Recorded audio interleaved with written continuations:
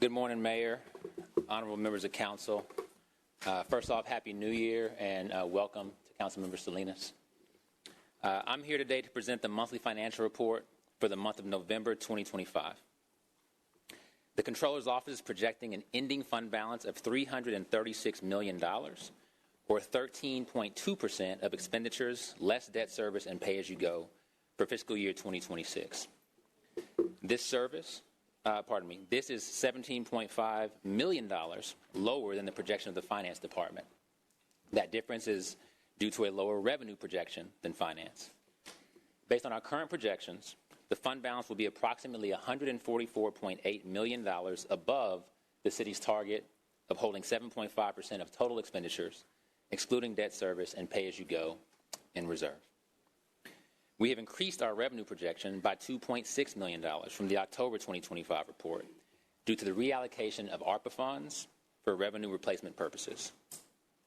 We've increased our expenditure projection by $3.4 million from the October 2025 report, with significant changes as follows: an increase of $2 million in solid waste due to higher than anticipated heavy trash pickup services, and an increase of $1.3 million in police to restore critical vacant positions.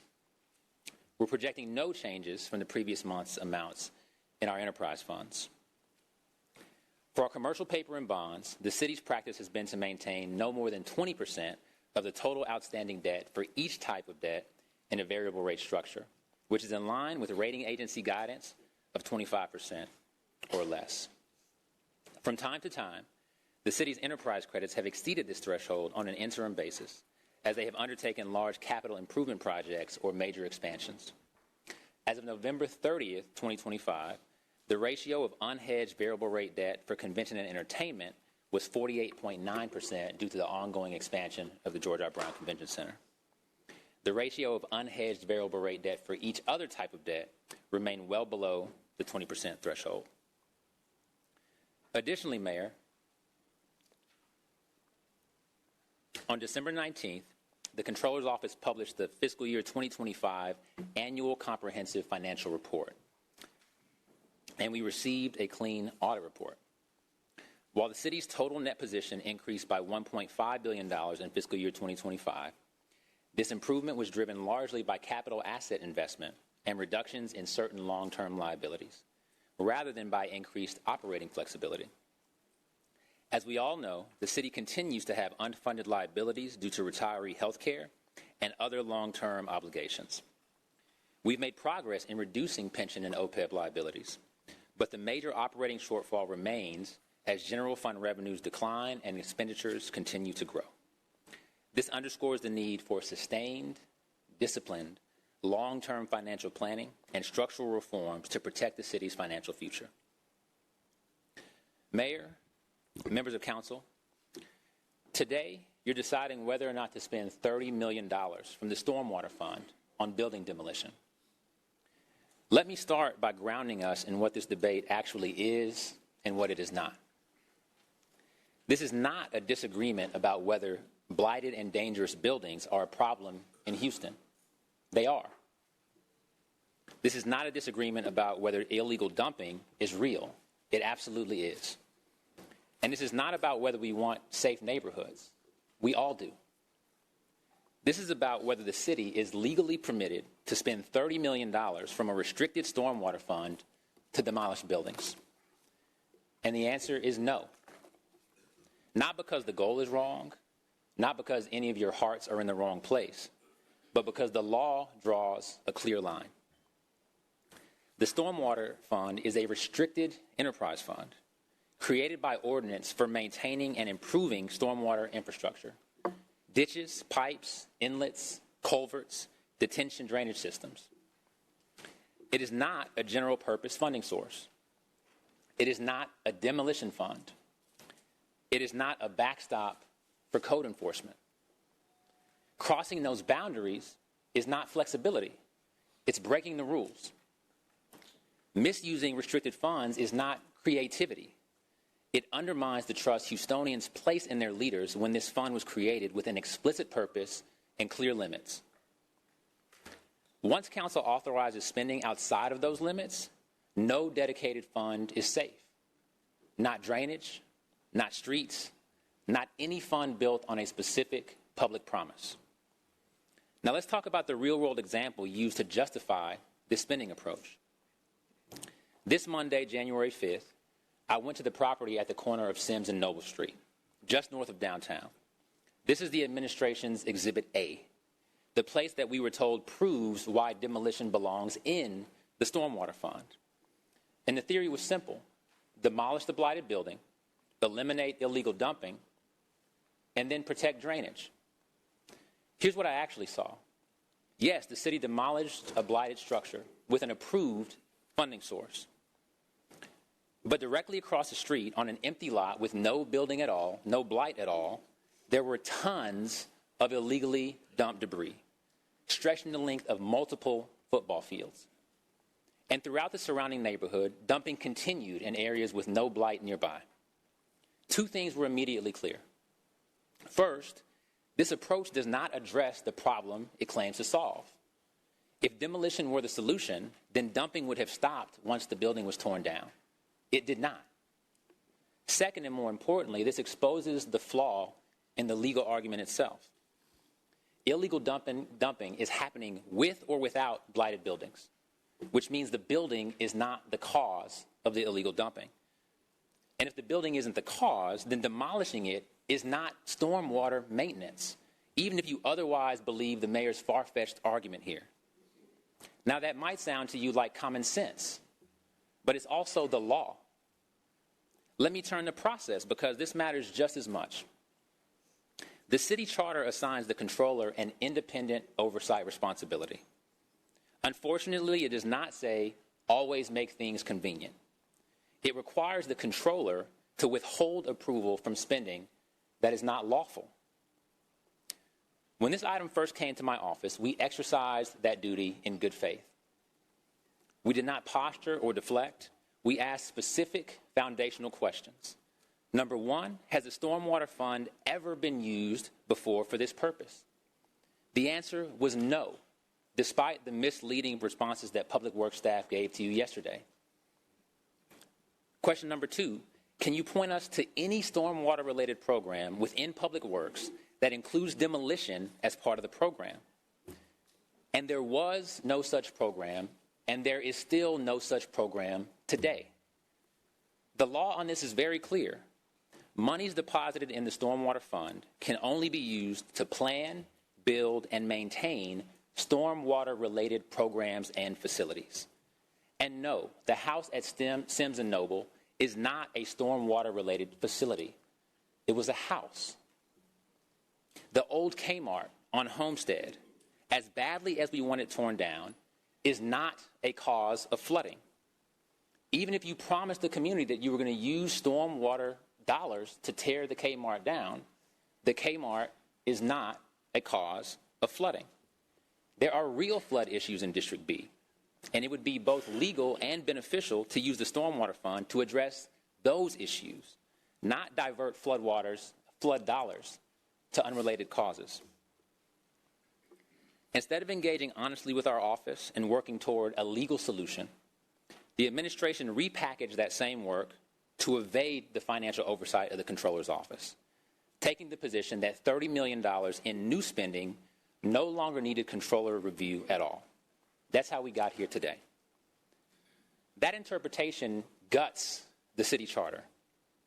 And if that interpretation is accepted, it will allow any administration to bypass fiscal oversight at any time, simply by expanding an existing contract, no matter the dollar amount, no matter the risk, no matter the legality. That should not pass the smell test for any of you. Whether it's by passing an ordinance or supporting a charter amendment to make it clear, council should be for honest financial oversight and should be against efforts to circumvent that oversight. Because what's taking place today is not sound financial management. It is not government that Houstonians can trust. Now let's address the legal standard. You've heard that this act might be defensible. You've heard that it might survive a lawsuit. You've heard that the dictionary definition can stretch words like maintenance to cover demolition. That's not the standard.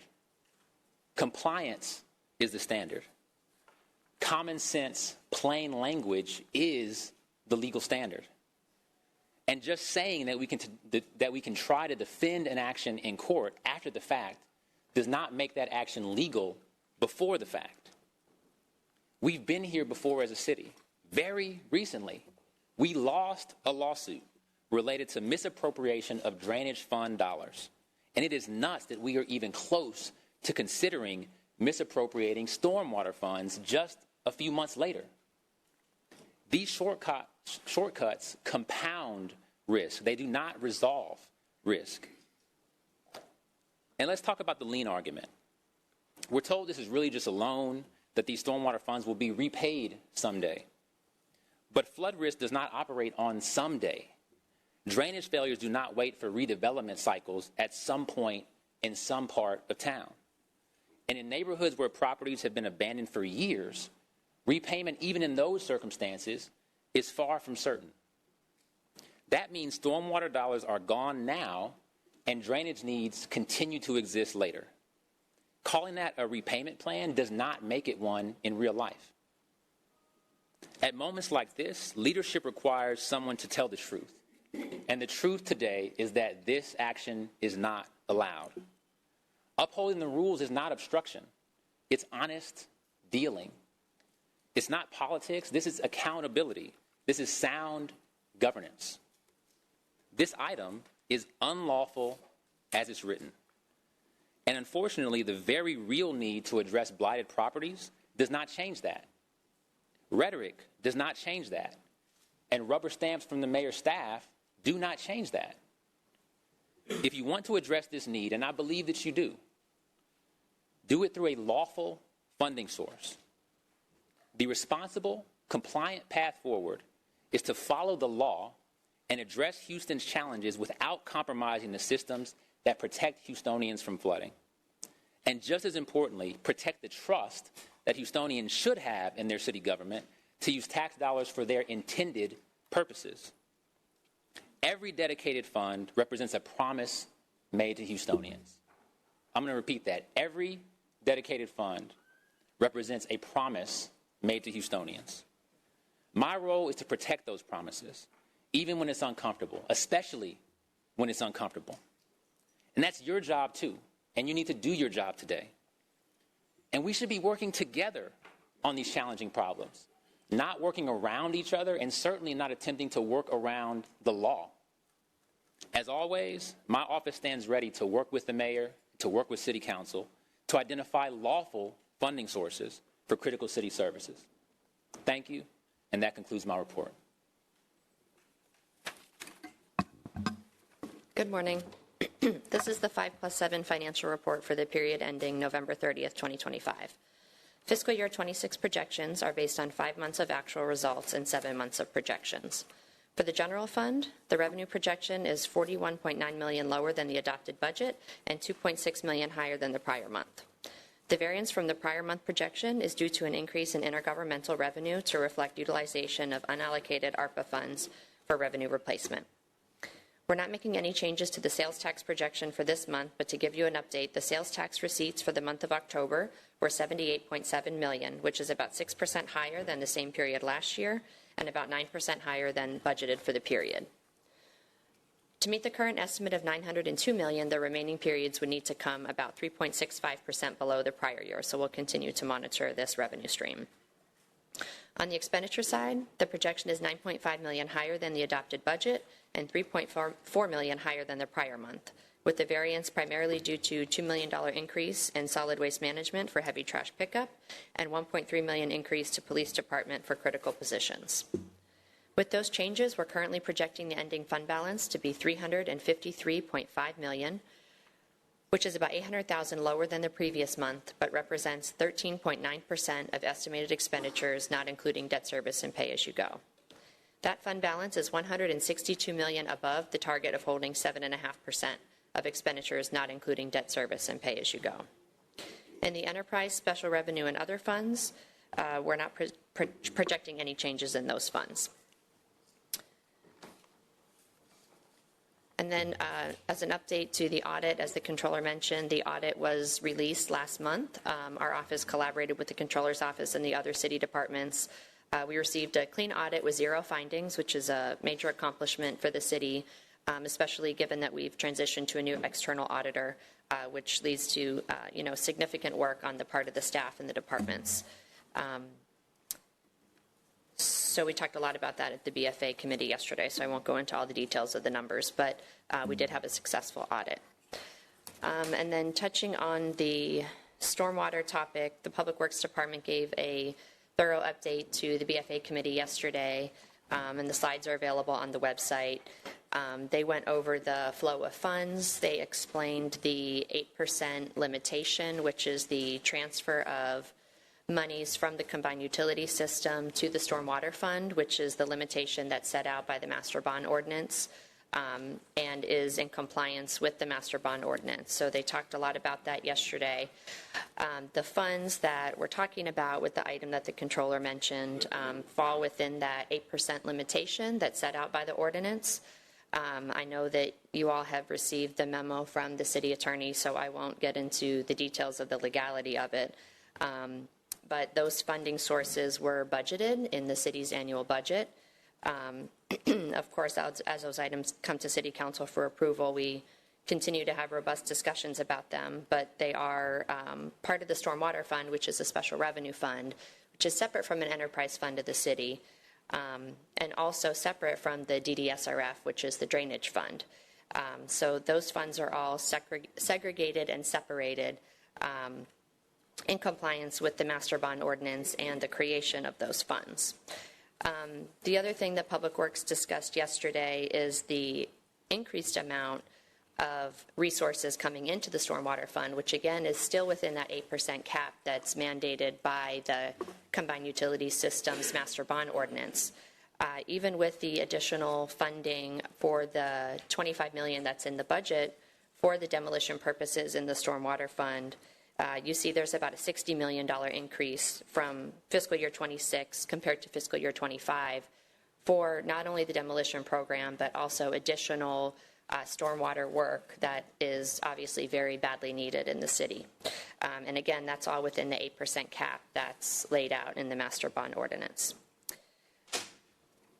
The utility system, again, there are some pictures and information that was part of that presentation. So I think we had a good, robust discussion at the committee meeting yesterday. Thank you to Chair Alcorn for allowing us to discuss that topic.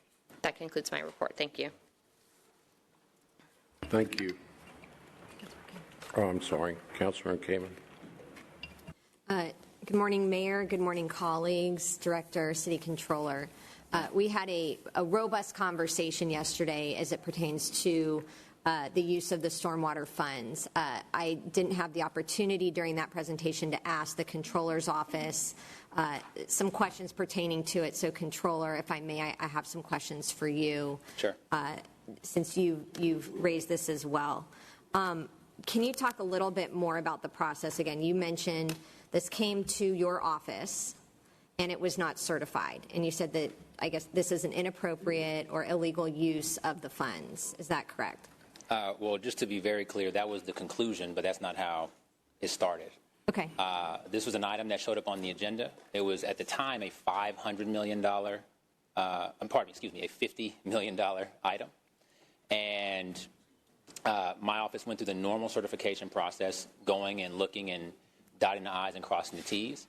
And my team flagged it, saying, hey, this seems to be an abnormal and unrecognized use of this fund, and so we need to ask a few questions.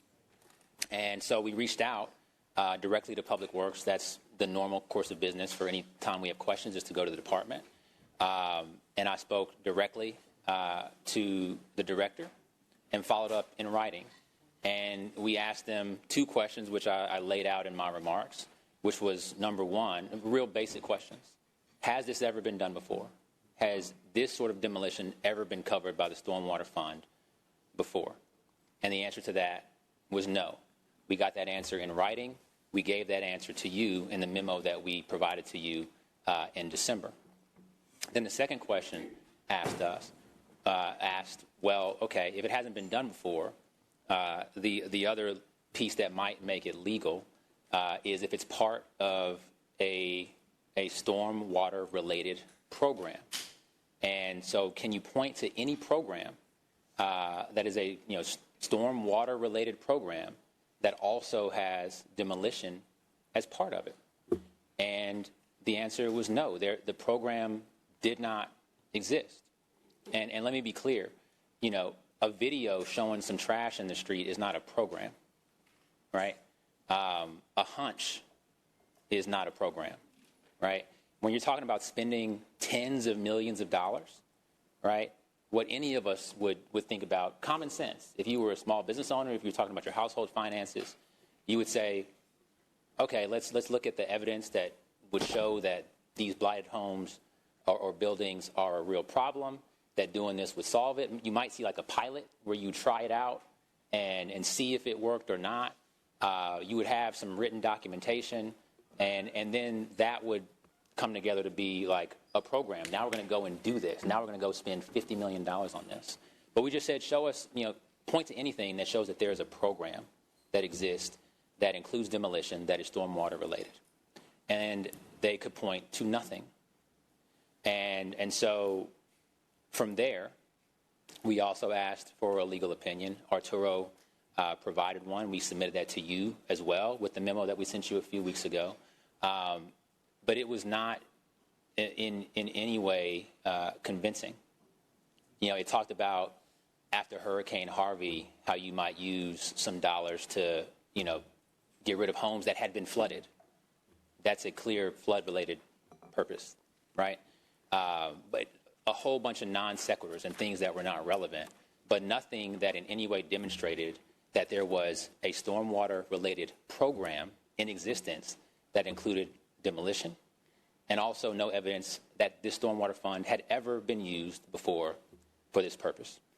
In addition to consulting Public Works, in addition to consulting City Legal, I also reached out to multiple former mayors, multiple former controllers, a former chair of the Budget and Fiscal Affairs Committee, as well as several attorneys, just to ask, am I crazy?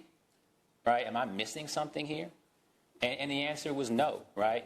People laughed out loud when I described this concept of a home where, the gutter might fall off or bricks might fall off and those bricks would float into a drainage system, or a home or building that would invite people to camp out and dump, and then those dumpings flow into the drainage system. They literally laughed out loud.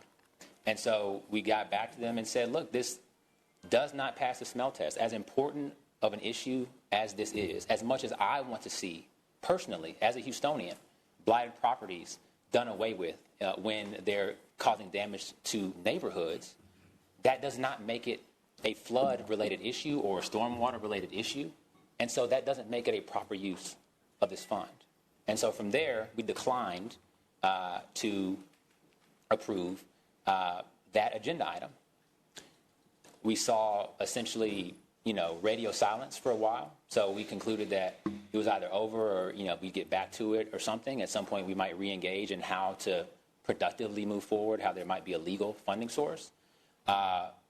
What we then saw was it popped up on the agenda again, this time as an expansion of another type of contract. So we're part of a cooperative. The intention of these cooperatives is ultimately to save money and to speed up the contracting process and the bid process. This administration has taken the position that when you expand upon a contract of that nature, that it no longer needs to go to the controller's office for certification. Thus, that oversight, that certification was evaded, and then we find ourselves here with it on the agenda. That's a major problem. Yeah, and I guess my final question, and Director, I saw you kind of punch in to go to the queue, so I want to hear your response as well. and we're going to, I know, have a very robust discussion when the item itself comes up, but as it relates to the process with a city controller and the certification process, my question and concern about the circumvention. So if something is not certified and we're going around and finding, again, we're all looking for solutions here. This is a good conversation to have, but the legality of circumvention if the city controller doesn't certify something and the ability to attach another item to a current standing contract. Director, please respond. I also do want to hear back from the city controller and city legal on the ability to circumvent the authority of the controller in that way. And I think the city attorney can expand on it, but the funding that's associated with the item, and the controller talks about the circumvention, that funding was certified with the controller's office certification of the budget. So it was already certified by his office for this purpose. Okay, we keep talking about the budget, and Councilmember Alcorn, I certainly don't want to take the words out of your mouth, but as our chair pointed out yesterday, there are other things in the budget that we authorized, including tax increases, I believe you said, that we are not doing. Well, there are things in the budget that doesn't take away the ability of us to say, hang on, item by item, we're not doing this. This requires a fine-tooth comb. So just because something's in the budget... Right. The body is voting on the budget, and when the items individually come to council, it's tying funding to certain contracts or going through co-ops. But the money associated with this item is already budgeted, appropriated, and was certified at the time of the budget. What the body is approving with this item is, do you want to spend that money towards these contracts? But it also, for every item, then multiple items wouldn't be coming to council. And it wouldn't be coming to the controller's office for certification of each individual item. So just because something's in the budget doesn't mean it diminishes the controller or council's ability to examine that item, question that item, and say, yes, this is an appropriate use or not. Controller, Yeah, why does any item ever come to the controller's office for certification, right? If that logic would hold up, then literally nothing outside of budget season would ever come to the controller's office for certification. Not all funds are appropriated at the time of the budget. Now, and we also know that... Type 2 funds. We also know that I don't certify the budget at all. What I certify is the continuing appropriation. That continuing appropriation does not go into, we're going to spend this money on this thing for this purpose. There is a fund item, and then there's a dollar amount. And we certify, the belief and intention that money will be in that particular account to spend over the course of the fiscal year in that amount. It's basically saying we can pay this bill when it comes due. That's not looking at any individual line item of spend. It's looking account by account and saying, we believe that and certify that the money will be in account, that the city will be able to pay its bills on this broad set of spending. The individual items come to our office, as you know, for an additional look. And part of that look in the charter is legality. I will read to you, from our city charter. The controller, it says he, but there can be women controllers, as you know. The controller shall not sign any contract, nor make or execute any warrant or order for the payment of any sum of money unless the same be legal. And all prerequisites and requirements shall have been complied with. That is what's in our city charter, right? And so us looking at the legality is certainly part of the certification process. It's certainly part of us paying any invoice that comes in, even after the fact, even when the contract is in place. That's our obligation, and we're upholding that obligation. And this is clearly an effort to go around that oversight. Now, we talk about expansion of contracts, and this is, in some technical language, the expansion of a contract, because we are part of this co-op that has a big master contract. But the TIPS co-op, the specific co-op that we're a part of, we joined it in 2024. We don't have any previous interactions through that contract with any of the vendors that are on this line item today. And so that contract is being expanded from $0 to $30 million. Again, if you were running a business, Councilmember Kamen, and you had a CFO, would you want one of your department leaders to go and spend $30 million that hadn't been looked at all by the CFO? I don't think you would. It's common sense. But it's also the way our charter is set up. It's the intention of how this city governs itself. And it's my elected role, and we need to follow it. And so that's a big problem. Separate and apart from this individual item, that loophole, which shouldn't even be called a loophole because you can drive a $30 million truck right through it, needs to be addressed. Understood. Last question for both of you. Controller, layman's terms, in your opinion, why is this not an appropriate or legal use of funds? Director, in layman's terms, why is this an appropriate use of funds? This is a restricted fund. There are only specific items that this fund can be spent on. If you do not fall within that, we cannot spend money on that. This is stormwater-related expenses, the planning, the building, and the maintenance of stormwater-related programs and facilities. Demolition of neighborhood homes is not that. Demolition of Kmarts that are sitting in an empty parking lot with a fence around it, not causing any flood issue whatsoever, are not storm-related facilities or programs. That is why this type of spend is illegal and falls outside the bounds of the permissible use of the Houston Stormwater Fund. So we talked at the committee yesterday, Public Works talked about the demolition of every building that the city is going to demolish does not qualify for use by the Stormwater Fund if it doesn't impact the stormwater system or drainage, right? So the ordinance that created the Stormwater Fund says that the fund may be used for the maintenance and operation, and the controller talked about facilities, but he didn't talk about how the ordinance says that you can use it for the maintenance and operation of the stormwater system, including conduits, channels, ditches, drainage easements, et cetera, and other components. And with these properties, in certain circumstances, for only certain properties, as the Public Works Department talked about, it's not going to be every property that's demolished won't qualify for this fund. But if the stormwater is flowing and debris is coming from these buildings that need to be demolished into the ditch, and we repeatedly go out and pick up the same debris from the ditch, from the same property, every time there's a storm event, the stormwater system is being impacted. And maintenance, I think everyone would agree, maintenance includes preventative maintenance.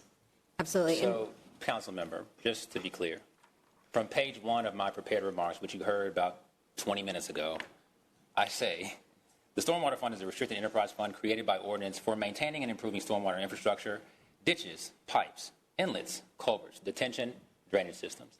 Clearly, I said that. And so let's not act like I didn't. And I appreciate both of your responses. Again, I know we will continue this discussion when the item comes up. We did get some criteria sent to us yesterday evening around 6 p.m.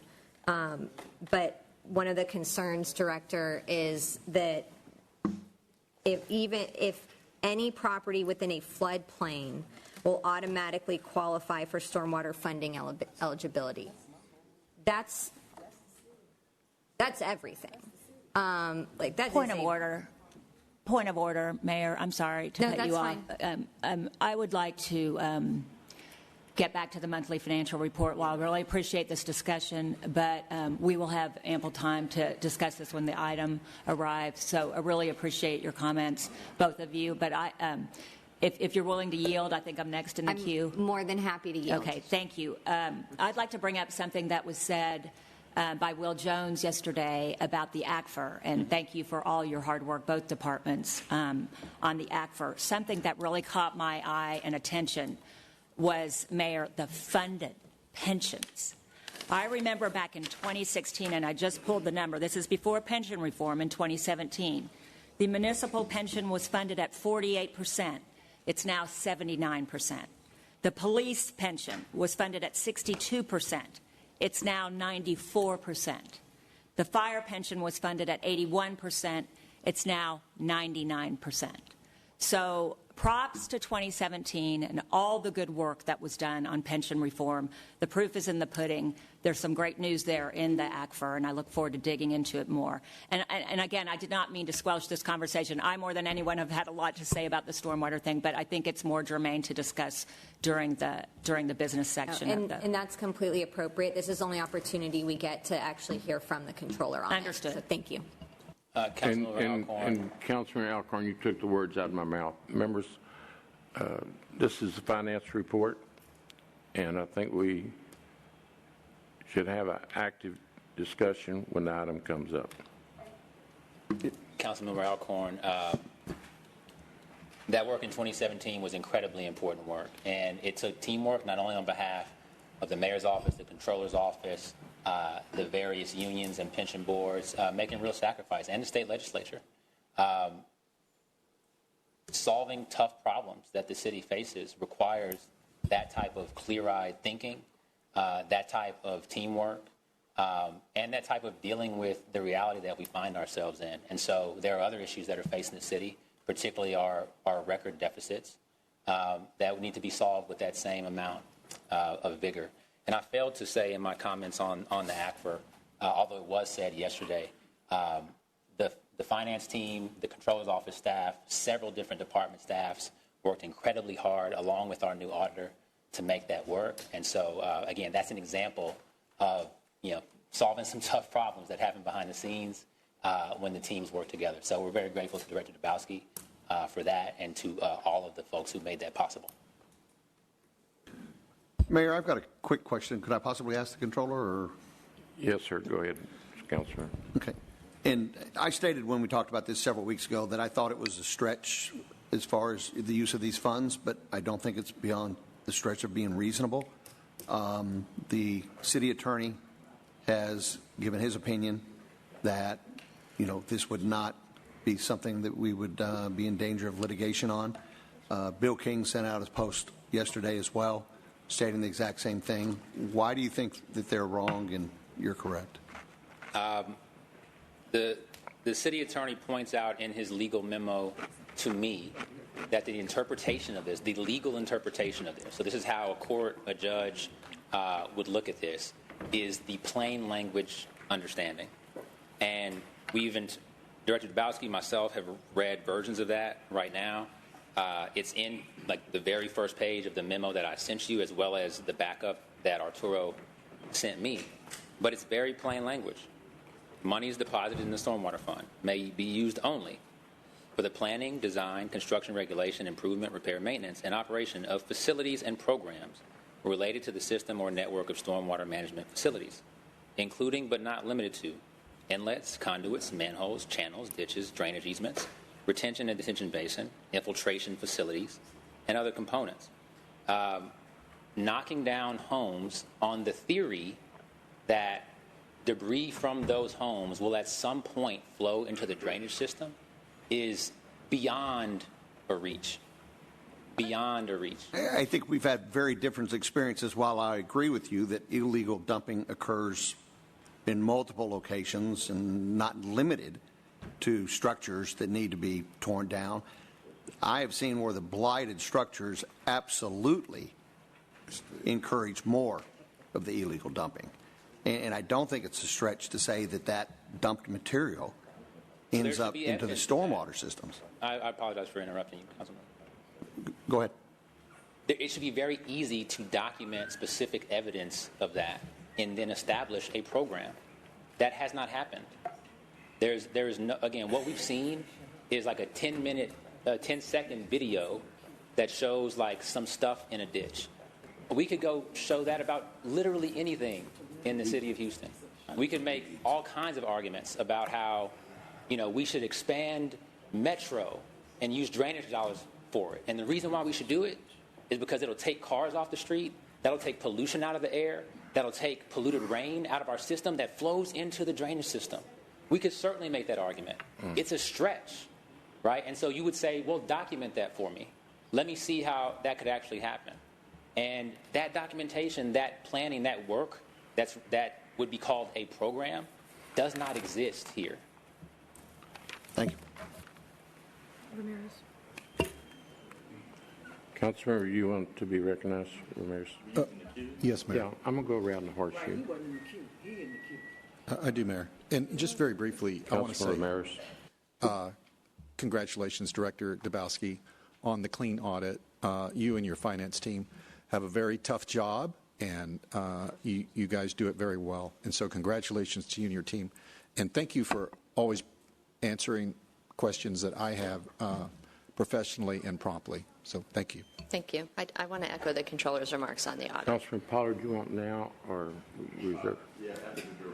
Yeah, I just want to echo the controller's remarks on the audit. It's definitely a team effort, not just by the finance department and the controller's office, of course, but also the other departments at the city and all their staff. So thank you. Very good. Councilman Carter, you want to recognize now, or would you? Oh, I'm sorry. Councilman Thank you, Mayor. Pollard, go ahead. We got a weird system going on today with the queue. Thank you both for your presentations. I do want to really emphasize, the system of government that we're in and the process of that we should be following. There has to be checks and balances in everything that we do. The checks and balances that are implemented here within this local government is to have a controller's office that can give independent oversight based on their perspective of city finances. And when we go around his office to then bring items to this agenda just because we make an argument that maybe we certified it through the budget or we're expanding a contract, that limits his office's ability to give us insight and unbiased insight, oversight insight, for us to then make our decisions. And if we just go off of what is certified in the budget at one point in time, then what point is it for us to come here every single week and then discuss items that have already been put forth in the budget? And so I think we have to really emphasize and highlight the importance of ensuring that the controller's office is able to not only receive information, but also be able to provide feedback to us as a body so that we can make informed decisions. When you go around that, you are cutting the ability for our system of government here at a local level to have appropriate checks and balances that I think is only fair and reasonable under all circumstances. And so when he's telling us directly that his office is not able to get certain information or to be able to look at it in a way that is customary and traditional, then that's an issue. And that is something that I think we all need to be concerned about to ensure that we're getting all the proper information, especially from the independent oversight elected official that is put in that position just for that specific purpose. Thank you. Councilman Carter. Thank you, Mayor. With respect to Councilmember Alcorn's request, I just had one comment to address the controller. Sorry, Sally. You've mentioned a few times maintenance, and it seems that, maintenance is part of the definition that, use of the funds, but it seems that perhaps maybe the comments are subjective to your definition of maintenance.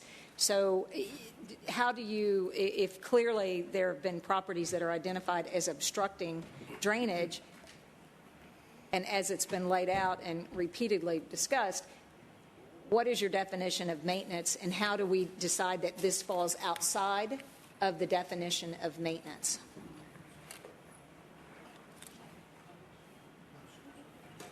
What's in, first of all, again, plain language is the legal standard. And so I would point you, I don't mean this in any disrespect, I would literally point you to the dictionary definition of the word maintenance. That is the plain language. And it'd be the first definition, not like the 17th definition of the word maintenance within the dictionary. That's what plain language is. Here, maintaining a ditch, maintaining a drain, is not knocking down a building that's separate and apart from the drain, period. And again, the initial theory, before we came up with the theory that these buildings invited pollution that then flowed over into the drains at some point. And by the way, the house that got knocked down over on Sims and Noble had a fence around it. So what's going to flow from that building through the fence and into the drain? But the original theory was they're falling apart, and the bricks, the roofing, the gutters, they fall apart, and then those gutters flow over into, again, act like this is your money coming out of your pocket. If somebody explained that to you, and this is our city's money, this is the taxpayers' money, the Houstonians' money. If somebody explained that to you, would you call that maintenance? Like, would you say making sure that a brick doesn't fall off of this house and at some point in the future flow over into a ditch and then into a drain pipe, that's a good use of $30 million? I mean, again, we're talking about common sense, plain language. Maintaining a ditch, it's cleaning out the ditch, cutting the grass, taking the stuff out of it, right? Would you go another 10, 20 feet and pick that stuff up too? Sure. Would I knock down a building? So if it's trickling down into the drainage, these are all individual, we're not talking about a blanket, let's demolish every building that needs to be using that fund. I think we are. I think everything in the I don't think so, no. is in the criteria. Clearly yesterday, the Director of Public Works stated that that's not the case. So I think that it goes back to a subjective view on maintenance and how we look at each individual property. If you've got debris flowing in from, and I respect your opinion and your thoughts on what comes through the fence, but clearly think of it as you're asking me to think of it as my own money. Ask yourself to think of it as your own property. And if you've got debris cluttering the drainage ditch, do you just keep cleaning up each side of it and ignore what's coming down, ignore the input and just kind of, let's just skip this and we'll clear here and clear there? Like, I think we have to, if we're going to look at maintenance as subjective, we need to look at these individual properties in the same light. I agree with you, Council Member, that you should look at the cause, right? And in my conversation with Council Member Flickinger, I would say if we really think that's the cause, let's go establish that that's the cause. There's work that could be done, any kind of study, any kind of pilot that establishes that this is a real thing versus conjecture. In my comments to you, I don't think we discussed the pilot at all. I think we discussed a $30 million investment in doing this. In my comments to you, I also said, you would go potentially 10 feet further, 20 feet further, and gather that stuff up too if it was sitting there right in front of you. Knocking down an entire building that's like we're going to, it is beyond a stretch. And then I haven't seen the criteria that were apparently sent across to you all last night. I'm just taking the council member at her word. She said that the criteria, and she could read it again if she would like to, included every property within a floodplain. That is all of Houston. Can I? Well,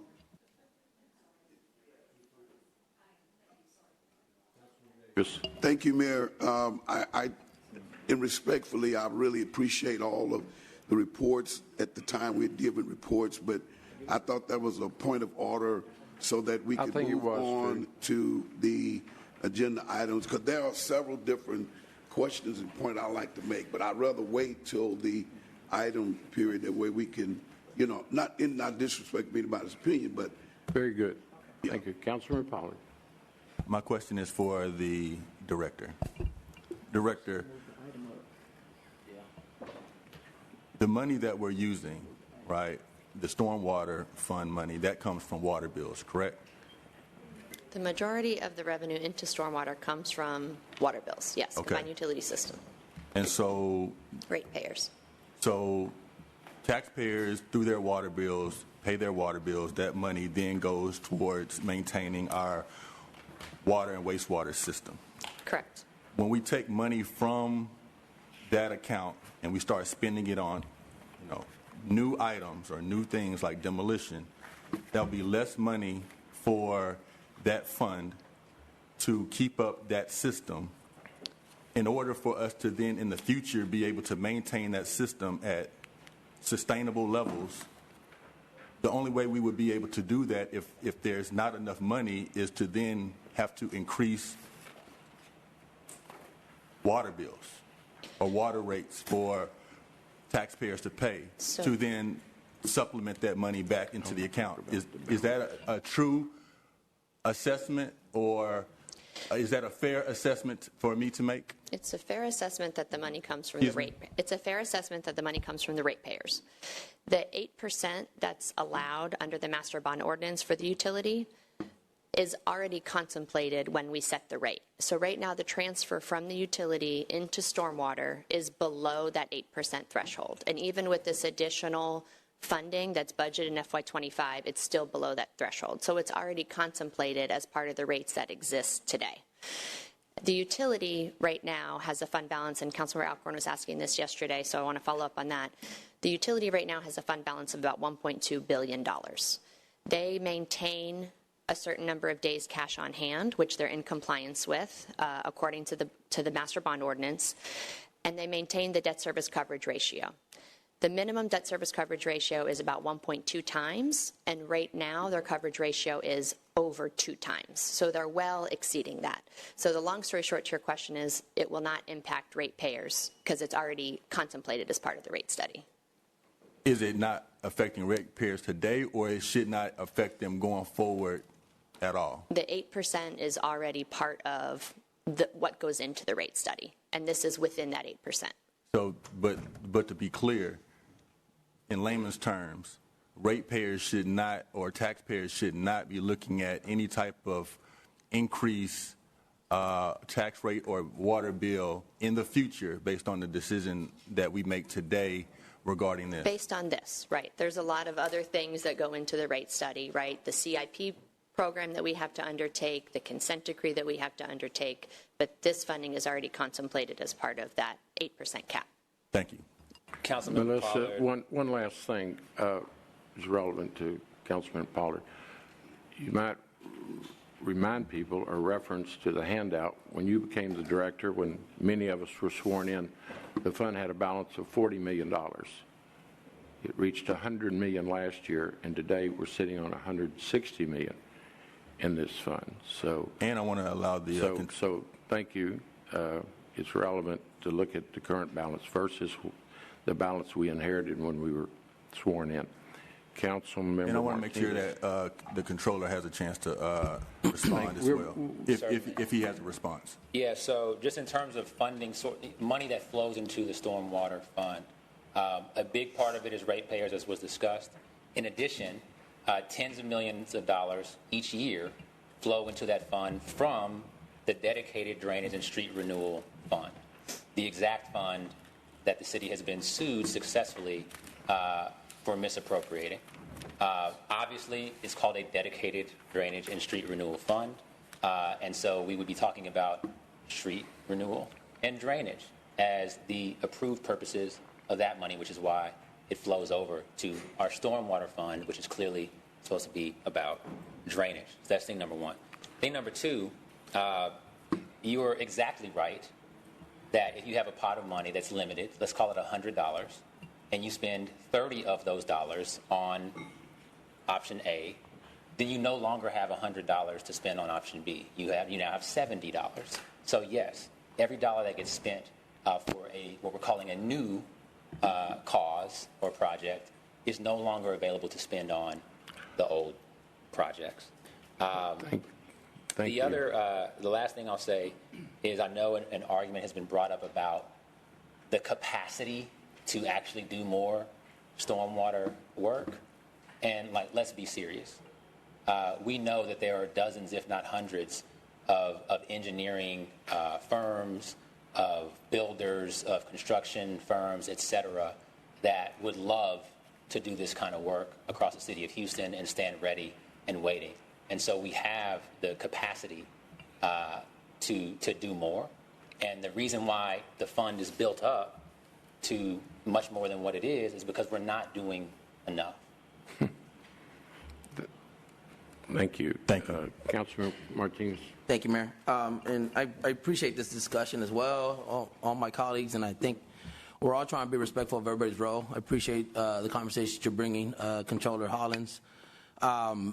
Ultimately, we're going to have to make this decision, and I think leaning into the city attorney, leaning into public works is also part of our, our due diligence as well as council members. And I think you've mentioned that this has never been done before. All right. I think it was noted yesterday as well by Director Matt Kai that we don't have a program, but it is a program that's needed.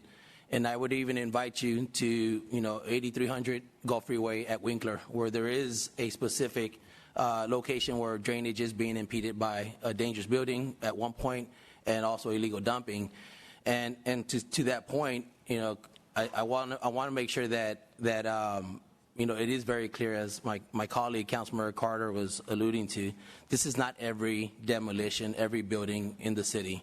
There is a flow chart that the director is also working on. So to your point, as far as a pilot, it's something that we are working towards.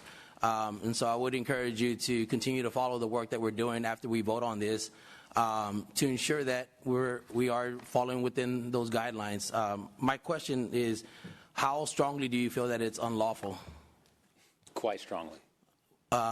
If it passes, would you be suing the city on this, or is this something that you would move on? I don't know that as a fiduciary of the city that I. Well, as a citizen, a citizen of Houston, you could though. That's fair. I think that would probably be a conflict of interest. I'd have to consult with my own attorney on that. I think, and I haven't contemplated the next step. Obviously, at some point, they'd send us an invoice for illegal work. Mm-hmm. I'd have to think about whether I was going to pay on that invoice. Okay. And so that's a question. Again, I haven't thought through it or dealt with it. But it's a valid question, and I appreciate it. Well, I look forward to seeing this program take into effect and addressing areas where we know that there's dangerous buildings impeding drainage as well. The program that does not exist. That we're working on currently. And I'd love to as City Council. The property with you that you mentioned, 8300. Thank you, Councilmember. Mayor Pro Tem. Thank you, Mayor. I think that I wanted to just kind of check the appetite of the council to take item 35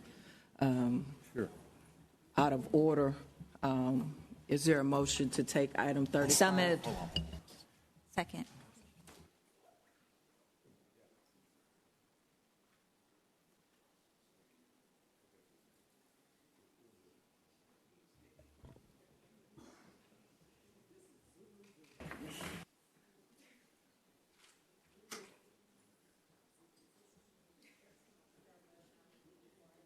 We got to do the appointment. Second. Castex Tatum moved to take item 35 out of order. Peck second. Yeah. Let's get the report. I move to accept the monthly financial report dated November 30th, Mayor Pro Tem, will you withdraw until we approve the finance? And I'll withdraw my motion on that it was out of order, and then I'm going to make a separate motion to accept the monthly financial report dated November 30th, 2025. Yeah, I think y'all can. Second, Castillo.